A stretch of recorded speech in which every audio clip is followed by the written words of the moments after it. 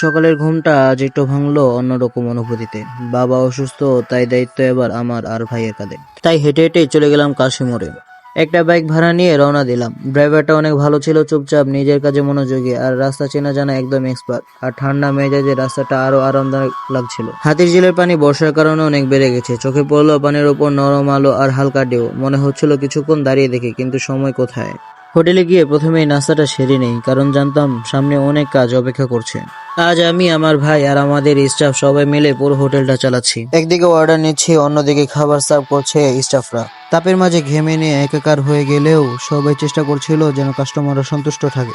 ভাই একপাশে রান্নার তদারকি করছিল আর আমি বসে বসে হিসাব করছিলাম সকালে নাস্তায় কি কি বিক্রি হয়েছে, কোন আইটেম বেশি চলেছে, সবকিছু খাতায় কলমে সুন্দর করে লিখে রাখছিলাম। দিনটা যেমন ব্যস্ত ছিল তেমনি টিম ওয়ার্কে ভরপুর। সবার সম্মিলিত চেষ্টাতেই দিনটা কিছুটা হালকা মনে হচ্ছিল। দিনভর কাজের ভিড়ে সবারই ক্লান্তি জমে, তবু কেউ মুখে কিছু বলে না, কাজ চালিয়ে যায় চুপচাপ। হোটেলটা শুধু একটা দোকান না, আমাদের স্বপ্ন, আর এই ভাইগুলো সেই স্বপ্নের চালিকা শক্তি। সন্ধ্যায় যখন বাড়ি ফিরলাম মনে হচ্ছিল আজকে ভালোই দিনটা গেল, কিন্তু হঠাৎ একটা দুর্ঘটনা ঘটে গেল।